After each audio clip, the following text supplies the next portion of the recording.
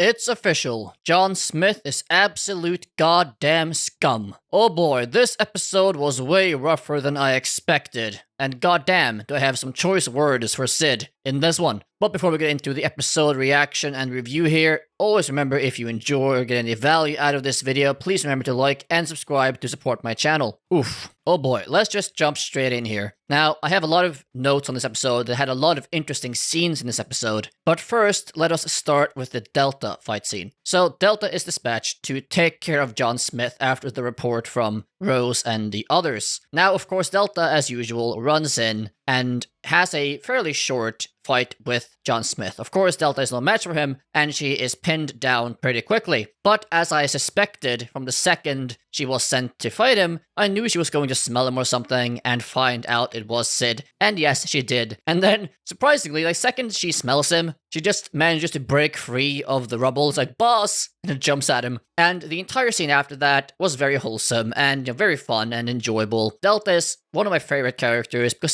she's so ditzy, but so adorable, so precious. You just want to pet her yourself, you know? And Sid actually pets her repeatedly in this episode, so good on him. I love just how her character is set up of like, okay, do you remember the rules? No, I don't. I remember nothing. Okay, well, my orders supersede Alpha's, so you handle this super secret mission for me, okay? But you can't tell her, okay? You can't tell her. But won't you be mad? It's fine. But she'll be mad though. It's fine. It's fine. And then she's sent off to hunt Juggernaut, even though Delta doesn't even know who it is. Okay, I'm gonna hunt the black Jugga. Okay, cool. I'm gonna go hunting. And she runs off. Now, Sid, of course, doesn't think things through often, and this has a lot of ramifications down the line. First of all, primarily being that when Gamma reports back to Alpha that, Delta hasn't come back, she hasn't dealt with the issue, I can't imagine she would ever abandon her post or her mission, so that must mean she is KIA, right? And this sets off a chain reaction, which I have a lot of issues with this episode. Not in terms of quality, but how Sid handled it all. So of course, this has a lot of effects on Shadow Garden, right? We see Beta tearing up, Gamma tearing up, thinking that Delta is dead, of course Alpha being furious and also very saddened, I assume, by this. This is a grievous loss to Shadow Garden, right? That they think Delta is gone, as she is one of the 7 shadows, is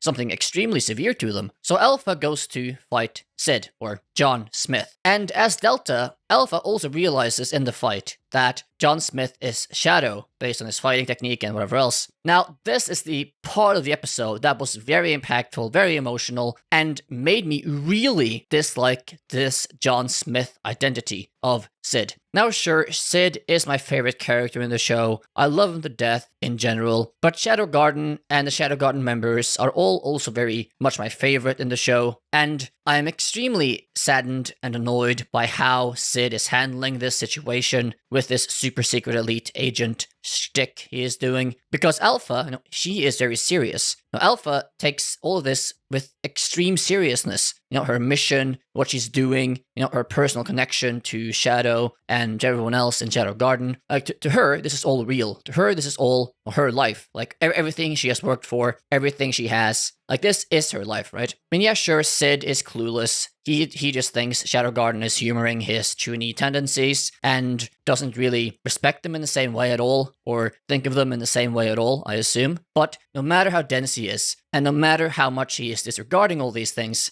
to anyone but him, this is not some funny, comedic, Chuny thing of the day here. This is these people's entire lives. And you can feel the anguish of Alpha here when she is, saying, how can you do this? I can't do the things you do. Like, how could you even think of doing this? As she probably thinks that, how could you kill old Delta? Like, I'm not capable of that. I'm not strong enough to do that. Like, I'm not strong enough to discard my identity to start a whole new life, a whole new secret, whatever, and leave my entire last life behind. On top of this, of course, Alpha really having an emotional stir-up in herself of, I want to be useful, don't leave me behind, I can be of use, don't discard us, don't discard Shadow Garden, we can still be useful to you.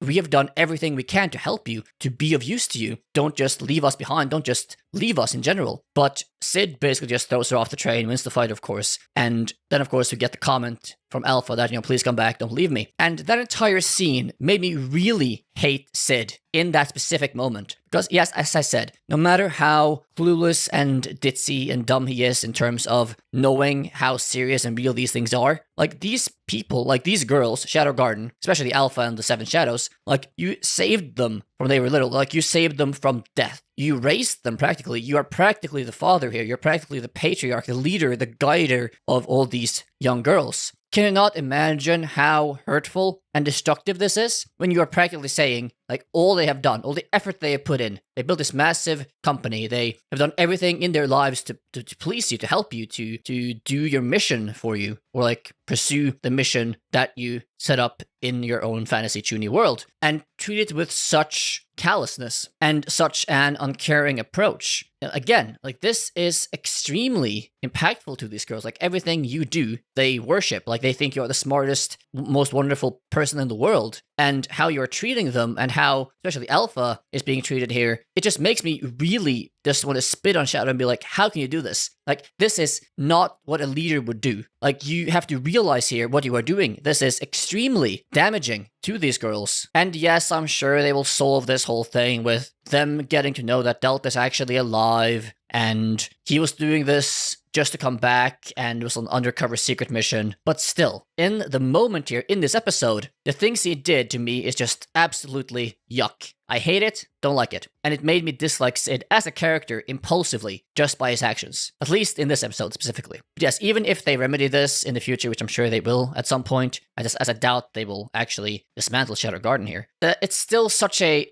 stupid set of circumstances to put yourself in. Like, yes, I know this show is more on the humoristic side. This show is more just for fun power fantasy action, and they don't take things too seriously at any one point. But this is a moment where you should take things more seriously because, like, dude, this is something you should handle with more care and make Sid not seem like an asshole, you know? And of course, again, it doesn't help with how clueless Sid is, as he keeps saying that, no, it's fine, Delta is just somewhere far away. No, she's just out of reach. Which doesn't help to think that she's not dead to all these other Shadow Garden members. But of course, again, playing on the humor, playing on the comedy, and just making all these intentional misunderstandings so that we can have a chuckle. Even though in this case, I think it is somewhat off-putting more than it is funny. But just a feeling I got of almost revulsion at this betrayal, like top 10 anime betrayals right here, of Shadow Sid to Shadow Garden is just, oof. Will take me a long time to digest this episode to really, let's say, forgive Shadow for his horrible behavior. But outside of this, though, the rest of the episode, it's like, yeah, you know, there were some fun moments. Again, I loved all the scenes with Delta, especially as, for some reason, she keeps riding on Sid's shoulders, and was that some hip thrusting I saw when she was just in front of his thing, cradling him, and whatever? Like, okay, sister, relax. I can also somewhat appreciate, you know, when he was writing all these notes, and it's like, no, this is actually a special code of 5 languages I made myself. Totally. It's like, okay, Sid, okay, sure you did. Another issue I have with this, not issue, but comment rather, is that this fight scene, especially between Alpha and Sid, like this should have been a grand spectacle. They should have spent more time on it, I feel like, and really spent more budget, even though I know this budget is limited for this show. It doesn't have the best animation or the most detailed fights. This isn't free run, right? But I feel they should have spent more time on making this fight seem more epic and long-lasting, because like these are two of the strongest individuals in this world, right? Of course, Shadow being the strongest ever anywhere, but still Alpha being extremely strong and probably one of the strongest in this world as well. Having that fight go on for longer and be more detailed, be more animated, I think could have been really epic to see. But again, I get it. They're saving the budget, whatever, for some later epic fight. Okay, fine. I just wish they would have had the time or ability to make this one as well more detailed. Now, I want to quickly touch on Geton here and the backstory between him and the Fox girl, which I still forget the name of. So we get to find out why exactly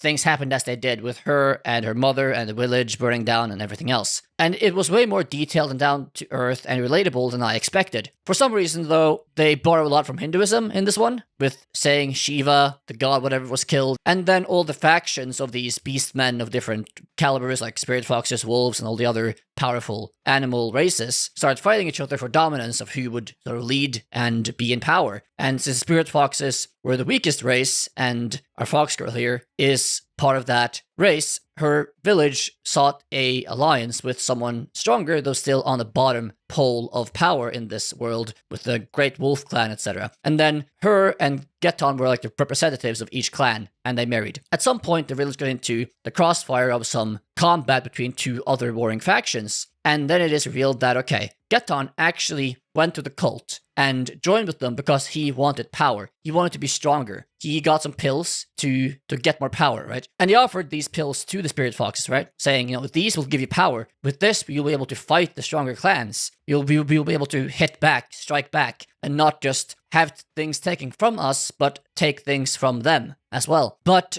the mother of Yukime, I guess it is Yukime, right? Yeah. Was resisting this and saying, no, we're not going to take the pills. And because of that, all the other members of the Spirit Fox clan also declined. So then apparently Geton killed her mother before the village was incinerated, or maybe he killed them all after the village was burned to the ground and the survivors refused to take it. Anyhow, though, it's not super clear, but I found it interesting to find out why exactly Geton went the route he did, and doing it more for the purpose of not just to be some villain, but because he wanted power to not be weak anymore, to exact revenge or take things from the stronger clans that would take things from him and his family and his people. Of course, the whole killing her mother and then almost killing Yukime and that entire thing is like, yeah, okay, dude, maybe a bit schizo. I'm not sure what the pills did to you there, but not the best thinking or logical developments there. I'll just chalk up all of those inconsistencies, I feel like, to the pills going into his mind, as it's not super well explained. Another specific scene I wanted to touch on briefly is the Alexia and Iris scene. They managed to sneak one in there, pretty short scene, but it shows a lot nonetheless. I love how they are showing that Alexia is clearly growing as a character.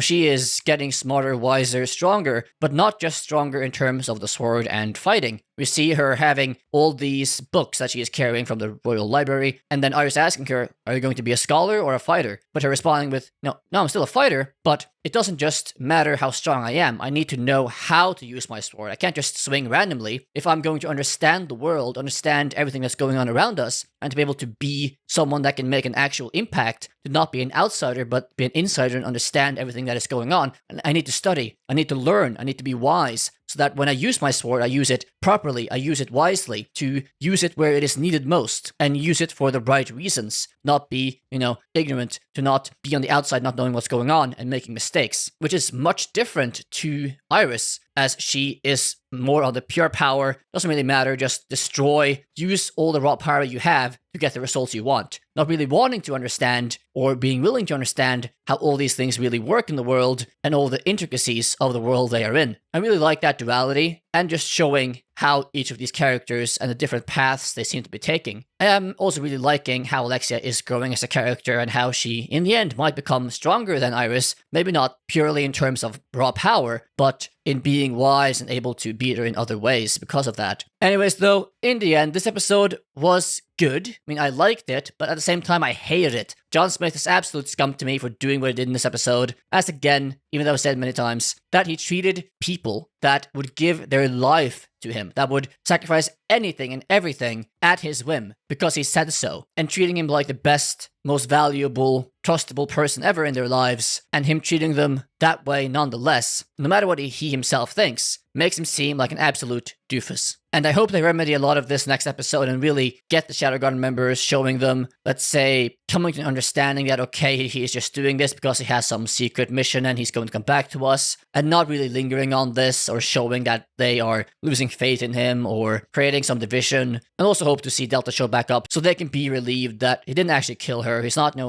gone rogue. He's not abandoned all of us. He has a plan. He will come back. Let's just sit back and wait and let him do his thing. If they do that, then this won't be as bad for me. But if they keep going with this storyline and keep it up for the next, arc, or till the end of this arc, to really show more of it, then I'm gonna just think Sid is an absolute asshole. And I don't want to do that because Sid is my favorite character, after all. Anyways, though, what did you think of this episode? Like it? Hate it? What do you think of Sid's actions in this episode? I'm sure you have your own choice words to say about that one. Maybe not as in-depth as I did here if you're not caring as much, but leave all your comments on the video and the episode down below. And of course, if you enjoyed the video, got any value out of it, please remember to like and subscribe. And if you didn't watch my review reaction of last episode from last week, click on this video right here and go enjoy that one. That being said, have a good day, watch my anime, and I'll see you next time. Bye-bye.